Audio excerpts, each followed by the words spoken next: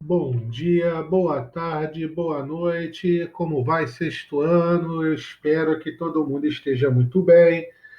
Lembrando que nós ainda estamos de pandemia, né? Então, galera, tomar cuidado aí e tal. Lavar sempre as mãos, álcool em gel, usar máscara, beleza? Para nos cuidarmos, para quando nós estivermos em sala de aula junto, todo mundo tá tinindo de bonito, tá ok? Sou eu aqui, professor Agnello. Vamos falar aí com vocês da continuidade à aula de Grécia aí, né? Nós vamos falar agora lembrando que leitura da página 128 a 135 e atividades, duas atividades, né? Atividade número 2, exercícios da página 137, 138 e 139. Tem que fazer os exercícios, tem que ler o livro, pra, tá bom? Para quando eu for explicar essa parte da matéria na aula online, vocês já estarem cientes das informações. Nós vamos continuar em Grécia Antiga, parte 2. Nós vamos falar do período clássico, ou seja, nós vamos falar das duas principais cidades-estado gregas, né? Das duas principais polis, que é Atenas e Esparta. Atenas é uma sociedade voltada para os saberes, né? O que é? É em Atenas que surgiu a filosofia, é em Atenas que vai surgir a ideia de política. Agnello, você vai falar de filosofia? Não, filosofia eu vou falar quando a gente falar da terceira parte da matéria, né? Que é o próximo capítulo, que a gente vai falar das ações culturais da Grécia, né? Vamos falar dos deuses e tudo mais. Mas o que eu quero que vocês saibam da cidade de Atenas? Que é uma cidade que volta a sua organização para a busca do saber, né? O buscador conhecimento, localizada na Ática, né, no litoral do Mar Egeu, fundada pelos jônios. Eles são criadores da democracia. Agnello, o que é democracia? É o governo da maioria, né? É o governo onde a maioria do povo dá a sua opinião. E também são os criadores do princípio da isonomia, que é até um princípio constitucional. Isonomia, ela é a ideia de que todos são iguais perante a lei, independente de classe social, independente de quantidade de dinheiro, independente de raça, todos são iguais perante a lei. Então, esse é um princípio da isonomia defendido em Atenas. Organização social. Lembrando que em Atenas, botei logo no início para vocês perceberem, a mulher não tem direitos políticos em Atenas. A mulher não é cidadão. Tá ok? Vamos lá. O pirâmide social, todo mundo já conhece aí, né? Primeira parte da pirâmide, o Eupátridas. É elite ateniense, né? São os nascidos em Atenas, considerados cidadão. Agnello, para ser cidadão ateniense, tem que ser homem, maior de 18 anos e ter nascido em Atenas. Ok? Então, a elite ateniense nascida em Atenas, cidadão com direito político. Todos que têm essa característica são considerados eupátridas. Comerciantes, né? Que são a galera que gira, não tem direitos políticos, os comerciantes não têm direitos políticos, mas eles organizam as atividades econômicas da cidade de Atenas. Metecos, que são os estrangeiros, né? Pessoas que vieram de fora de Atenas para viver ali. Geralmente, esses metecos, eles estão inseridos nas atividades econômicas e nas atividades comerciais. Camponeses, né, a galera que trabalha no campo tudo mais, não tem direito político, e os escravos, que são prisioneiros de guerra. Em Atenas também nós tínhamos o chamado escravo por dívida, né? Então a galera que estava devendo dinheiro, tal, não tinha como quitar as suas dívidas, se dava como escravo ou dava um membro da sua família. Política, né? O que acontece? A revolta dos governos dos Eupátridas, né? Há várias revoltas que ocorrem no governo dessa elite ateniense, começa um processo da criação dos legisladores, né? A galera que começa a tomar conta da política ateniense. O primeiro legislador Drácon, né, em 621 a.C., criou as leis por escrito. Saulo botou fim à escravidão por dívidas, aquela que eu citei anteriormente. E as insatisfações sociais levaram, né, quer dizer, a galera contra esses legisladores, levaram a galera ao que a gente vai chamar de tirania. Né? O cara vai tomar o poder à força. Primeiro tirano, Pisístrato, incentivou a expansão marítima, ordem pública, confiscou terra do solo, deu continuidade ao governo dele, o Hipias e o Hiparco. Não deu certo porque eles não deram continuidade, né? Não tiveram a força suficiente para dar continuidade ao governo dele. Hípaco foi assassinado e Hipias expulso da cidade. E Clitênes, em 510, foi o que instaurou a democracia em Atenas. Então, todo cidadão podia participar da democracia, né? Participar das atividades políticas de Atenas. Para ser cidadão ateniense, como eu falei para você, né? Ser homem, ter mais de 18 anos, e ser livre e ter nascido em Atenas. É considerado cidadão ateniense. Aí aqui eu botei o Parthenon, né, que é o símbolo de Atenas. Aí eu botei aqui as ruínas de Atenas, para vocês entenderem que esse Parthenon era uma acrópole. Olha só, a acrópole que fica na parte mais alta, que a partir dela consegue fazer toda a defesa do territorial.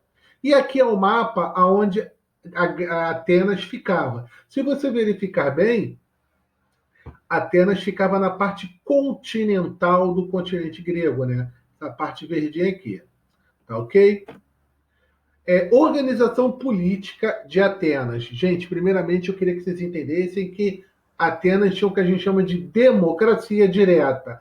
A pessoa explanava diretamente o seu desejo político.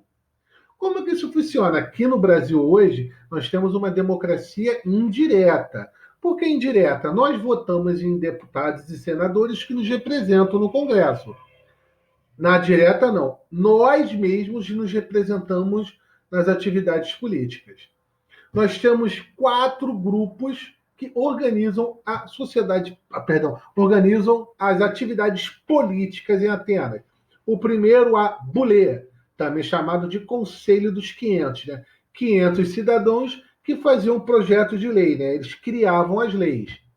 Nós temos a Eclésia, que é a Assembleia do Povo, formada por todos os homens com mais de 18 anos. O que essa eclésia fazia? Enquanto a Bulê formava a lei, a eclésia aprovava ou não essa lei. Tá ok? Ela escolhia os magistrados, né, os juízes que iam julgar os crimes e também escolhiam os estrategos, que a gente já vai falar daqui a pouco, e votavam o ostracismo. O ostracismo era uma punição aos considerados inimigos da democracia. Ou seja, no ostracismo, eles decidiam se o cara ia receber a punição por ostracismo. Entendeu? A eclésia tinha essa função. Estratego, ele era um chefe escolhido em períodos de guerra. Né? Quando Atenas entrava em conflito, esse era o escolhido, no caso, a eclésia escolhia uma pessoa, um representante, para liderar Atenas nos conflitos. Ok? E, por último, temos a Aliea, que é o Tribunal de Justiça. É o Tribunal de Justiça, ou seja, eram escolhidos por sorteio e era a galera que julgava os crimes. Ok? Esparta. Atenas era voltada para os saberes, certo? Agora, Esparta era voltada para a guerra. Gente, toda a estrutura social de Esparta era voltada para a formação do exército espartano. Localizada às margens do rio Eurota, ao sul do Peloponeso, fundada pelos dórios e com grande preparo militar. Organização social. Diferente de Atenas, né, que tem algumas patamares a mais, Esparta era dividida em 3 partes. Espartanos ou esparciatas. Gente, no livro de vocês está espartiatas. Eu não conheço esse nome, então eu preferi botar o nome que eu conhecia na aula de vocês, né? Que é espartano ou esparciatas. Era a classe social mais alta de Atenas, né? Eram os nascidos em Atenas, então era um cidadão, e tinha um poder político e militar. Quer dizer, ele era um cidadão, podia participar das atividades políticas e lutar nas guerras. Periecos eram homens livres. Quer dizer, ele não era escravo. Mas, em compensação, ele não era cidadão, porque ele não tinha direito político. Ele não podia opinar na política.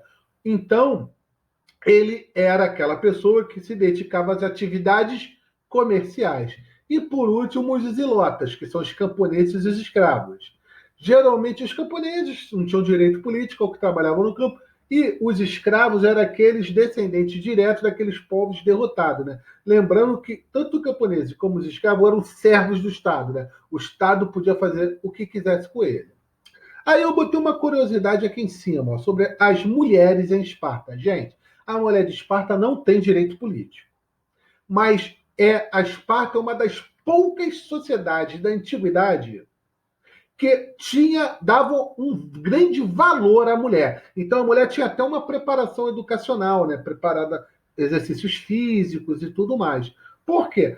Eles valorizavam a mulher espartana porque era a mulher espartana que dava origem a novos soldados espartanos, né? Dava origem a um novo espartano. Isso valorizava demais a mulher para a sociedade espartana, ok? Organização política. Era um governo oligárquico, né? Um governo dos poucos, ou seja, só a elite tinha poder político. Né? Oligarquia significa governo de poucos.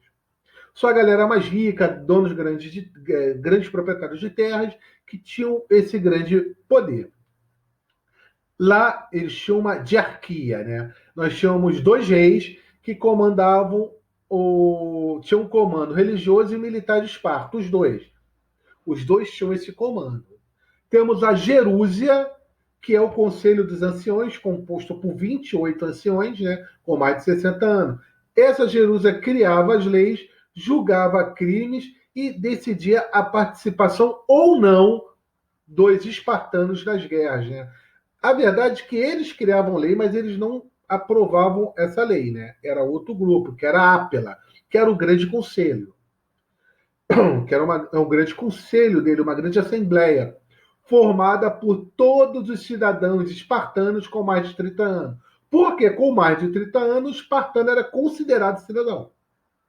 Podia participar da política. A Ápela, ela escolhia os 28 membros da Gerúsia e também escolhia o Efarato, ou Conselho dos Éforos. Né? A Ápela, ela aprovava ou não as leis criadas pela Gerúsia. Ok? Efarato ou Conselho dos Éforos, composta por 5 membros, escolhido pela Ápela, que essa galera tinha o quê? A função de fiscalizar, né? Tomar conta de toda a sociedade espartana e verificar se todos estão obedecendo essa lei. E o que acontece? Eles também botavam as leis em ordem, né? Eles verificavam se estava todo mundo cumprindo a lei. Educação espartana. Essa educação espartana é bem interessante. Primeiro, quando o espartano nascia, a verdade, isso é meio acontecia, mas esse que eu vou contar agora é meio folclore, né? A criança era levada para um ancião e o ancião analisava essa criança para ver se essa criança ela era forte, né? Porque o espartano não podia ter fraquezas, não podia ser considerado fraco. Se aquela criança tivesse alguma doença, nascesse fraca, tivesse algum problema físico, né? Fosse uma criança que tivesse algum problema motor, coisa do gênero, considerado fraca, não poderia ser um grande soldado espartano. Aquela criança era descartada na hora. Ela era jogada, pum, de um precipício. Ela era eliminada. O bebê era sacrificado. Cara, sobreviveu, tanto menina como menino. Se fosse menino, ele ficava com a mãe até os 7 anos, depois era tirado da mãe e levado para uma academia militar, que de 7 a 18 anos ele ia ser preparado para ser um soldado espartano, né? Um hoplita. E aí o que, que acontece? E lá ele era preparado. Ele tinha um teste quando ele tinha 17 para 18 anos, né? Ele era largado na floresta apenas com uma faca. E lá ele tinha que sobreviver, né, durante um mês, lá sozinho, no frio. E tinha outro evento, que eu esqueci o nome desse evento, mas também não tem problema, porque eles largavam os ilotas e a criança espartana que mais trouxesse cabeças de ilotas era considerado os mais fortes e tudo mais. Tá ok? E aí o que, que acontece? De 18 a 60 anos, ele era considerado um soldado e estava à disposição de Atenas. Tá ok? Aos 30 anos, ele já podia participar da política.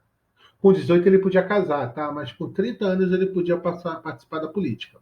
A mulher espartana, como eu falei para vocês, não tem direitos políticos. Tá? Ela fica com a família até o casamento, ok? Mesmo sendo tão valorizada pelos espartanos. Aí eu botei uma imagem para vocês aqui, ó, de soldados espartanos, botei a formação de guerra deles, né? Que o espartano sempre protege o soldado que está ao seu lado, coisa do gênero, e Esparta, a sua localização geográfica, ela fica aqui, ó, na região peninsular, né? Na região do Peloponeso. Tá ok? Gente, eu espero que eu tenha ajudado vocês nessa aula aí. Desejo tudo de bom. Qualquer coisa, dúvida, e-mail ou WhatsApp, tá ok? Forte beijo do professor para vocês, galera. Tchau, tchau.